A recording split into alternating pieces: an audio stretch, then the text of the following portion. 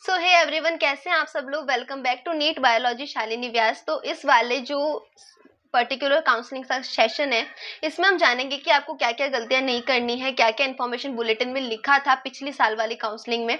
तो हम सब कुछ पढ़ लेंगे। मोस्टली आपको वही गलतियां रिपीट भी नहीं करनी है। एक एक पॉइंट हम उस इन्फॉर्मेशन बुलेटिन का पढ़ लेंगे ताकि कोई गलती ना हो जाए। अगर आपको जानना है कि आयुष की काउंसलिंग कैसे होती है, एमसीसी की काउंसलिंग कैसे होती है, या फिर काउंसलिंग से रिलेटेड जितना भी आपको माइंड में डाउट हो, जो भी क्वेश्चन हो, हर एक चीज पे काफी डिटेल में मैंने वीडियोस बना रखे हैं। छोटे छोटे क्वेश्चन जैसे होते हैं, गैप सर्टिफिकेट क्या होता है, सिक्योरिटी डिपॉजिट वापस मिलता है या नहीं, हर एक चीज पे मैंने पॉडकास्ट सीरीज चला रखी है। आप लोग प्लीज जाएंगे और उस पॉडकास्ट सीरीज को देखेंगे। लिंक मैं आपको डिस्क्रिप्शन में दे दूंगी, पॉडकास्ट सीरीज का भी और जो पूरी प्लेलिस्ट है उसका भी। ठीक है। इसके पहले मैंने एक वीडियो बनाया था जिसमें मैंने बताया था कि एमसीसी की काउंसलिंग जो होती है वो कैसे होती है। वो मैंने एक फ्लो चार्ट की मदद से पूरा समझाया था। ठीक है। आई होप आप जिन लोगों ने वो वीडियो देखा है उन्हें बहुत अच्छे से समझ आया होगा। अगर किसी ने नहीं देखा है तो जाके देख लेना। अब मैं ये वाला वीडियो बता रही हूँ तुम्हें, जिसमें तुम्हें पता चलेगा कि तुम्हें क्या क्या गलतियां नहीं करनी है, क्या क्या इन्फॉर्मेशन में होता है। ठीक है। तो हम एक एक पॉइंट पढ़ेंगे, साथ में पढ़ेंगे और साथ में उसे डिकोड करने की कोशिश करेंगे। ठीक है। Information for the candidates. सबसे पहले क्या कह रहा है, qualified and eligible candidates are required to registered on the MCC website, जो कि है ये मतलब जो भी स्टूडेंट नीट में क्वालिफाई हुए थे और जो भी एलिजिबल है काउंसलिंग में अप्लाई करने के लिए, यानी कि जिनका एज क्राइटेरिया 17 से ऊपर है, ये जो भी तुम्हें पता होगा ना ये वाले क्राइटेरिया। तो ये जो भी बच्चा एलिजिबल होगा वो सब लोग जाएंगे काउंसलिंग करने के लिए इस वाली वेबसाइट पे www.mcc.nic.in पे। ठीक है। ताकि आप काउंसलिंग के प्रोसेस में पार्टिसिपेट कर सके और आपको सीट अलॉट हो सके। MCC does not allot any seat either on the nomination basis और मैनुअली। ठीक है। जब आप करते हैं चॉइस फिलिंग वगैरह, एक तो उस बेसिस पे, दूसरी जो मेरिट निकलती है उसके बेसिस पे ऐसे जो है काउंसलिंग होती है। एमसीसी साहब कहता है कि MCC does not allot any seat either on nomination basis या फिर मैनुअली। समझ में आ गया, यानी कि यहाँ पे कोई स्कैम वगैरह नहीं है, बिल्कुल साफ साफ सीधा सीधा प्रोसेस चल रहा है, ऐसा कहना चाह रहा है। ठीक है। नेक्स्ट जो पॉइंट लिख रखा है, सबसे फर्स्ट पॉइंट ये, all the question in the scheme of the counselling are mandatory in nature and the optional. मतलब जब आप फॉर्म भरेंगे, जितनी भी चीजें आपको फिल करने के लिए बोलेंगे वो आपको फिल करनी होंगी, वो सारी मैंडेटरी होगी, यानी कि कोई ऑप्शनल नहीं है, यानी कि आपको ऑप्शन नहीं मिलेगा कि आप उसे छोड़ सके, उसे फिल ना करें। ठीक है। Candidates are advised to go through these important questions related to the scheme of the counseling before registering on the MCC website। मतलब जितने भी इम्पॉर्टेंट क्वेश्चन है जो कि काउंसलिंग की स्कीम से रिलेटेड है, प्लीज आप एमसीसी की वेबसाइट पर रजिस्टर करने से पहले उन सारे क्वेश्चंस को पढ़ लें और देख लें। ठीक है। In order to understand the scheme of counselling, ताकि आप जो काउंसलिंग की स्कीम है उसे समझ सकें। ठीक है।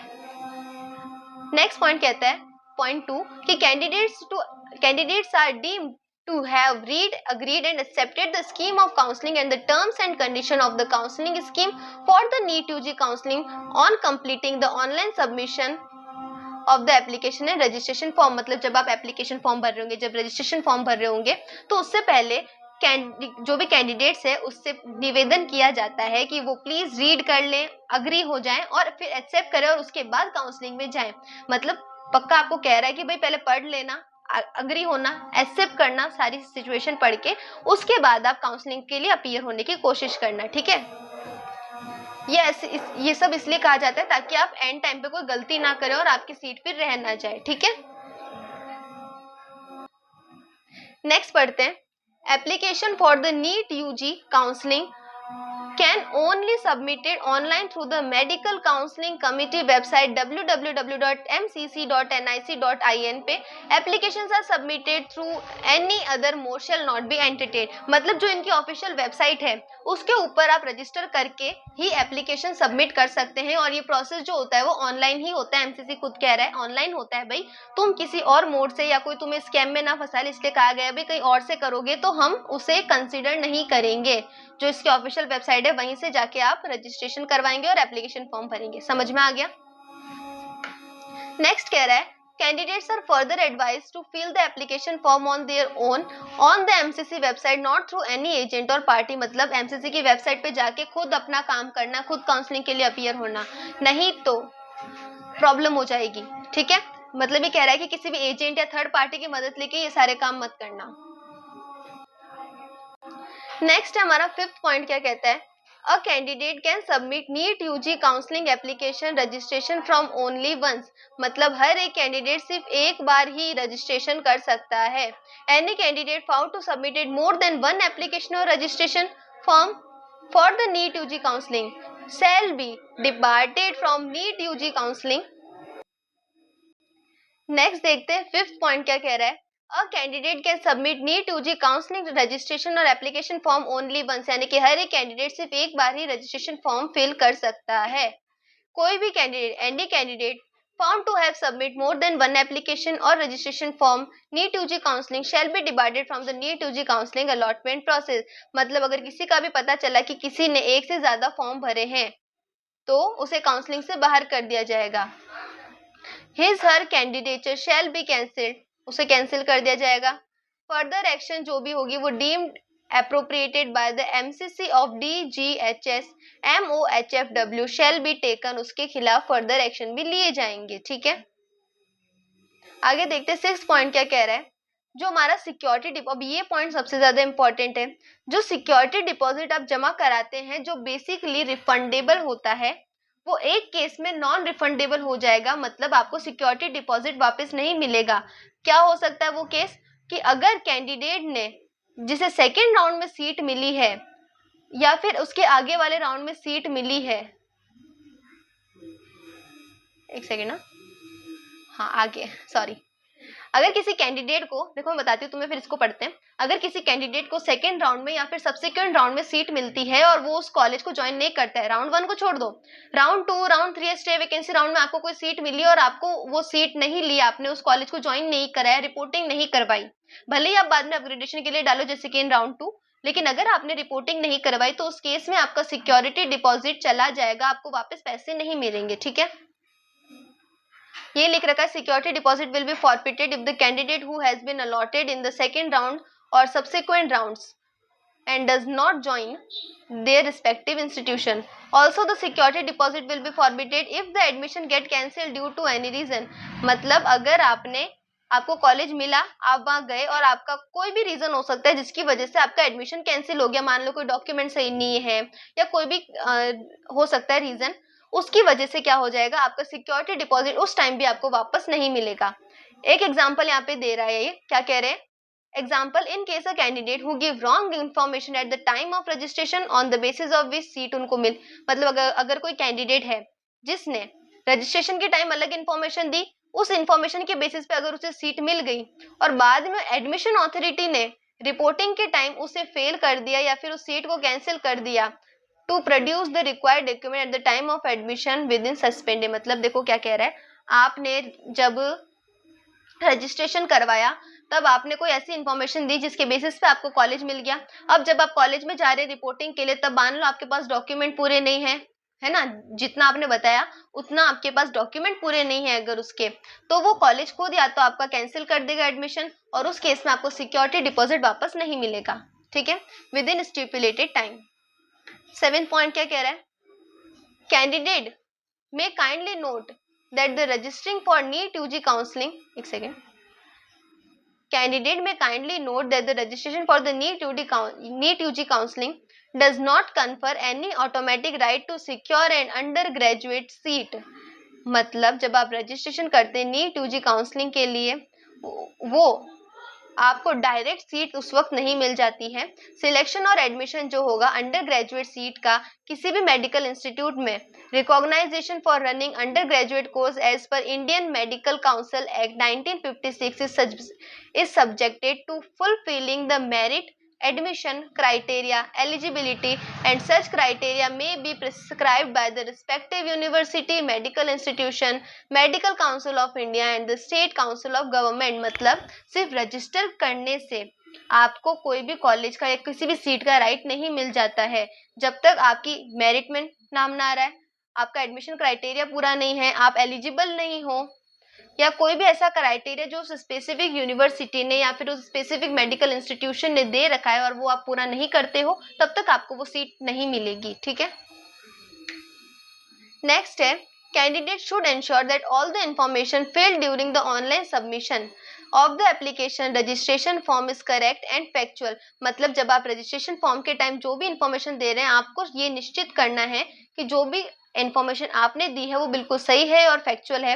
Information provided by the candidate in the online registration और registration form shall be treated as correct and self-certified, and MCC shall not entertain any other circumstances any request for the change in information provided by the candidate। मतलब मान लो आपने कोई information दी तो MCC ये कह रहा है कि जो भी इंफॉर्मेशन कैंडिडेट ने दी है वो उसकी खुद की जिम्मेदारी है, उसने खुद ने देख के दी है और वो कैंडिडेट खुद उस इंफॉर्मेशन के लिए रिस्पॉन्सिबल है। अगर फ्यूचर में कॉलेज कोई दिक्कत बताता है कि आपने इन्फॉर्मेशन दी, इसके डॉक्यूमेंट आपके पास नहीं है या फिर इन्फॉर्मेशन सही नहीं है, उस वजह से अगर आपका एडमिशन कैंसिल हो रहा है या कोई भी दिक्कत हो रही है तो उसके लिए MCC जिम्मेदार नहीं होगा, ठीक है। और उस वक्त आपकी जो इन्फॉर्मेशन आपने रजिस्ट्रेशन के टाइम प्रोवाइड की है वो यहाँ पर चेंज भी नहीं की जाएगी। समझ गए इतना?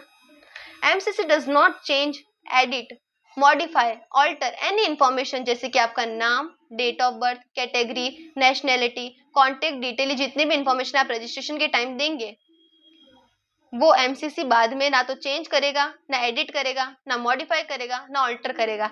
सबका मतलब एक ही है, हर लैंग्वेज में लिख दे ताकि आपको कंफ्यूजन ना हो, ठीक है। Online submission of the registration application form for the counselling under any circumstance, मतलब कोई भी कंडीशन हो MCC कभी भी आपके name, DOB, category, nationality, contact details जो आप भरोगे वो आपकी जिम्मेदारी, इसलिए उसे कभी भी चेंज नहीं करेगा।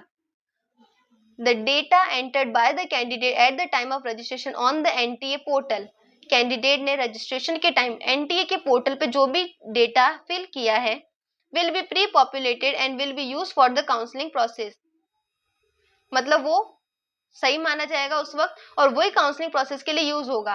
Candidate must note that as per NTA document, candidate को ये बात पता होनी चाहिए कि NTA के डॉक्यूमेंट के according the following eligibility condition must be met, मतलब NTA के जो डॉक्यूमेंट है उसके अकॉर्डिंग आपको पहले ये निश्चित कर लेना है कि ये एलिजिबिलिटी होनी चाहिए, ठीक है। पहले चेक कर लो उसके बाद आप वो रजिस्ट्रेशन करवाना। अब क्या क्या कहता है, फर्स्ट कह रहा है provided also that to be eligible for NEET UG 2024, मतलब अगर आप नीट 2024 के लिए एलिजिबल हो कब हो, जब आपने फिजिक्स, केमिस्ट्री, बायोलॉजी, बायोटेक्नोलॉजी और इंग्लिश के साथ अपना 12th पास किया है और उसमें एटलीस्ट आपको 50% से अबव मार्क्स मिले हैं, taken together in physics, chemistry और बायोलॉजी और बायोटेक्नोलॉजी को मिला के at the qualifying examination as mentioned in the regulation of NMC and DCI। In addition, मतलब उसके साथ they must have got a rank in the merit list of NEET UG 2024 for the admission to the undergraduate course, मतलब NEET UG का जो merit list आएगा उसमें उनको rank मिलना चाहिए, ठीक है। सेकंड में क्या कह रहा है, in respect of the candidate belonging to the schedule caste, मतलब जो भी कैंडिडेट SC और ST के हैं, यानी कि जो भी कैंडिडेट शेड्यूल कास्ट और शेड्यूल ट्राइब से बिलोंग करते हैं, एक सेकेंड ना, जो भी कैंडिडेट शेड्यूल कास्ट और शेड्यूल ट्राइब से बिलोंग करते हैं या फिर कोई भी अदर बैकवर्ड क्लासेस हैं NCL, the minimum marks required in physics, chemistry, biology, biotechnology में उन कैंडिडेट को एटलीस्ट 40% मार्क्स चाहिए। 50% मार्क्स सिर्फ अनरिजर्व्ड ऑफिस जनरल या फिर EWS वाले कैंडिडेट को चाहिए होते हैं। इन रिस्पेक्ट ऑफ द PWBD वाले जो कैंडिडेट होते हैं उनको मिनिमम मार्क्स कितने चाहिए होते हैं, 40% चाहिए होते हैं इन सब्जेक्ट्स में। इतना क्लियर है? उसके बाद देखो सीधा 10th पॉइंट कैसे आया। अच्छा देखो क्या हुआ था, यहां तक हमने 9 पॉइंट्स किए थे, उसके बाद उसके अंदर ये 2 पॉइंट्स थे और उसके बाद ये 10th वाला पॉइंट, ठीक है। Information regarding stipend, fee structure, courses duration, bond. देखो पहले बता रही हूँ मैं, स्टाइपेंड कितना मिलता है कॉलेज में, फीस स्ट्रक्चर क्या है किसी कॉलेज का, जो भी आप कोर्स ले रहे हो उसका ड्यूरेशन कितना है, कितने टाइम में आपका कोर्स कंप्लीट होगा, बॉन्ड अमाउंट। बॉन्ड पॉलिसीज होती है, 2 तरीके के बॉन्ड होते हैं कॉलेजेस में या फिर स्टेट्स में, या फिर किसी कॉलेज में बिल्कुल बॉन्ड नहीं होता है। क्या होता है, मैंने इस पे सेपरेट वीडियो बना रखी है, काफी इंपॉर्टेंट चीज है, इसे देखे बिना काउंसलिंग अटेंड मत करना या अपनी प्रेफरेंस लिस्ट मत बनाना। वीडियो का लिंक आपको डिस्क्रिप्शन में मिल जाएगा और आपको नीट 2025 काउंसलिंग के नाम से मेरी एक प्लेलिस्ट बन रखी है, उसमें भी आपको ये वीडियो मिल जाएगा, ठीक है।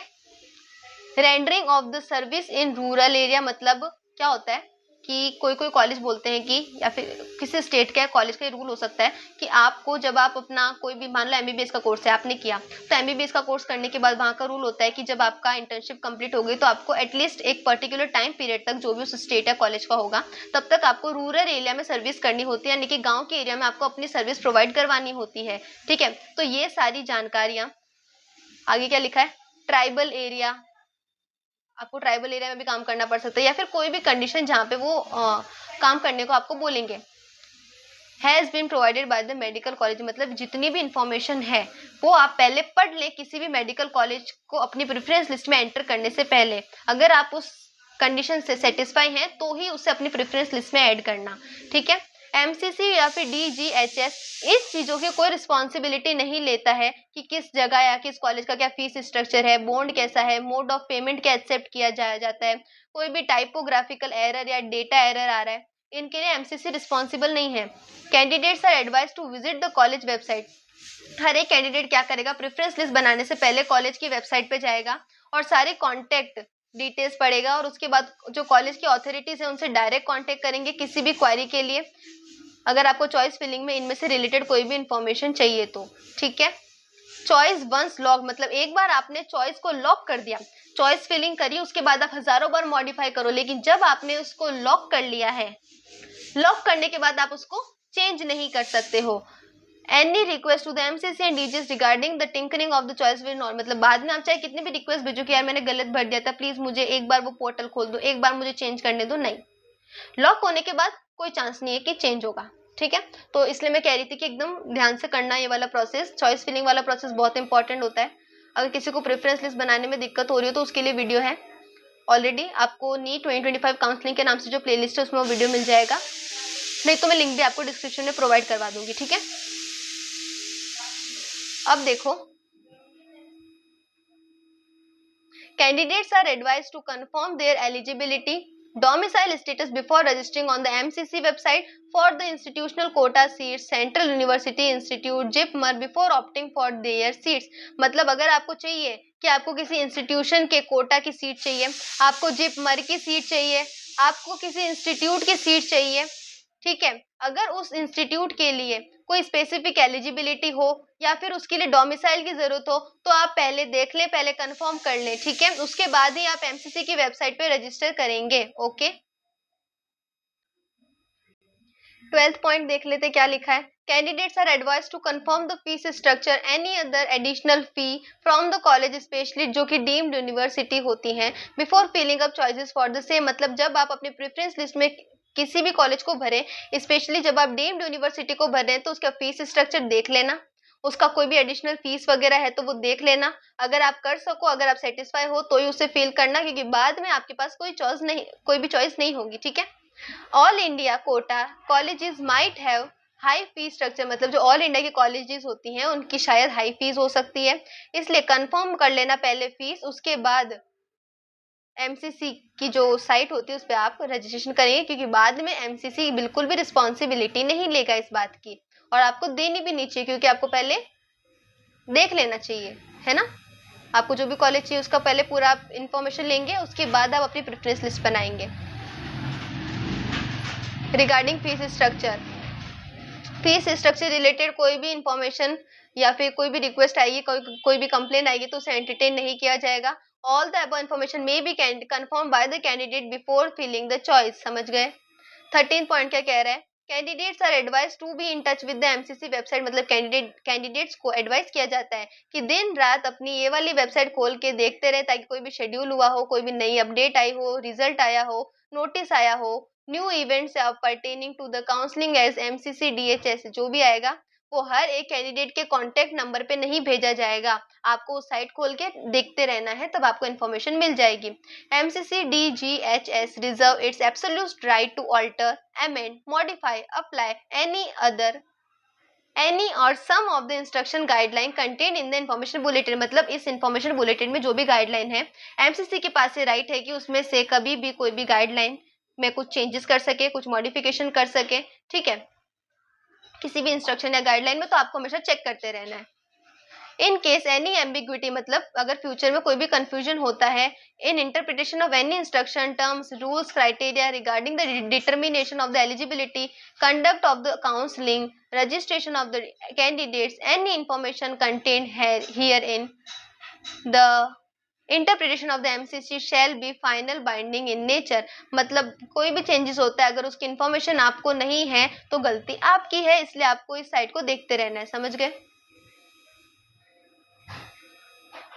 15 देखते हैं। No communication will be directly send to the candidate, मतलब कैंडिडेट को ये वेबसाइट ही हमेशा देखती रहनी पड़ेगी रेगुलर बेसिस पे अपडेट चाहिए तो। अलग से एमसीसी आपसे बातें करने नहीं आएगा कि अब देखो अभी इसका फॉर्म आया है, अब हमारे काउंसलिंग का रिजल्ट आ गया है, अब हमने सीट मैट्रिक्स अपलोड कर दिया, अब आपको खुद जाके देखना होगा। समझ गए? Candidates are advise to use the mobile number and email ID use during the registration. ये मैंने आपको पहले ही बता दिया था, ये मैंने आपको बता दिया था। जो आपने ईमेल आईडी और फोन नंबर अपने रजिस्ट्रेशन के टाइम, नीट के टाइम यूज किया था, वही आपको अभी फिर से यूज करना होगा काउंसलिंग के टाइम, क्योंकि जो ओटीपी होगा वो उसी मोबाइल नंबर और ईमेल आईडी पे आपको मिलेगा। ठीक है? Court cases with respect to the counselling, counselling से रिलेटेड जितने भी कोर्ट केस होंगे वो दिल्ली जुडिशरी एरिया में होंगे। ठीक है? 18. Central pool nomination seats are maintained by the Ministry's Defense, Ministry of External Affairs and other ministries. MCC has no role play with regard to the same. मतलब जो भी central nomination pool होंगे, उनकी जो भी सीट होगी वो MCC का उससे कोई लेना देना नहीं है, उसका जो मेंटेनेंस होगा वो सब कुछ ये लोग करेंगे। ठीक है? काउंसलिंग ऑफ द मतलब जो भी सेंट्रल पूल की काउंसलिंग होती है ना, वो एमसीसी डीजीएसएस नहीं करवाता है, इसलिए इनकी कोई जिम्मेदारी नहीं है। Candidates are advise to be aware regarding the same, मतलब इस बात की जानकारी कैंडिडेट को पहले से होनी चाहिए। All the admission and resignation, मतलब जितना भी एडमिशन होता है, जो भी रिजाइनेशन होता है, अगर अलाउ है तो वो ऑनलाइन मोड से ही होगा। मतलब जैसे कि पहला वाला जो राउंड होता है उसमें अलाउ होता है, लेकिन फर्दर राउंड्स में अलाउ नहीं होता है रिजाइन करने, जैसे कि राउंड 3 और स्टे वैकेंसी राउंड वगैरह में रिजाइनेशन अलाउड नहीं होते हैं। लेकिन जहां पर अलाउड होता है एडमिशन करना या रिजाइन करना, तो ये सब कुछ आप ऑनलाइन मोड से ही करेंगे।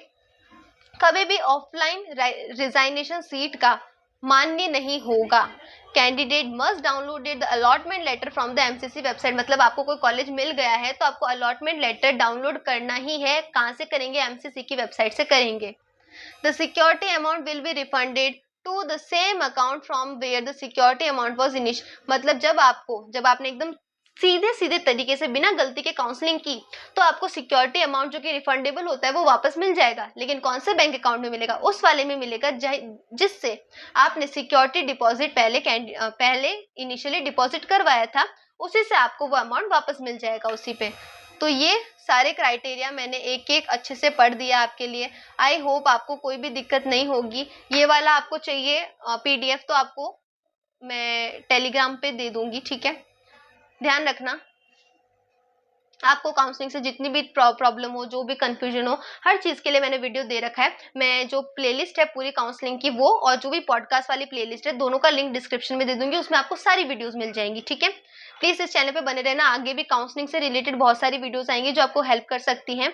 और उसके अलावा अगर कोई भी बच्चा नीट 2026 के लिए बायोलॉजी पढ़ना चाहता है, बिल्कुल फ्री ऑफ कॉस्ट पढ़ना चाहता है, एकदम 360 आउट ऑफ 360 स्कोर करने के लिए पढ़ना चाहता है, तो इस चैनल को सब्सक्राइब करना, ज्वाइन करना बिल्कुल नहीं भूलेंगे। और टेलीग्राम चैनल को ज्वाइन कर लेना, लिंक आपको डिस्क्रिप्शन में मिल जाएगा। इंस्टाग्राम पे फॉलो कर लेना, लिंक डिस्क्रिप्शन में मिल जाएगा। Thank you. और वीडियो अच्छा लगा तो प्लीज लाइक कर देना, कॉमेंट कर देना। Thank you.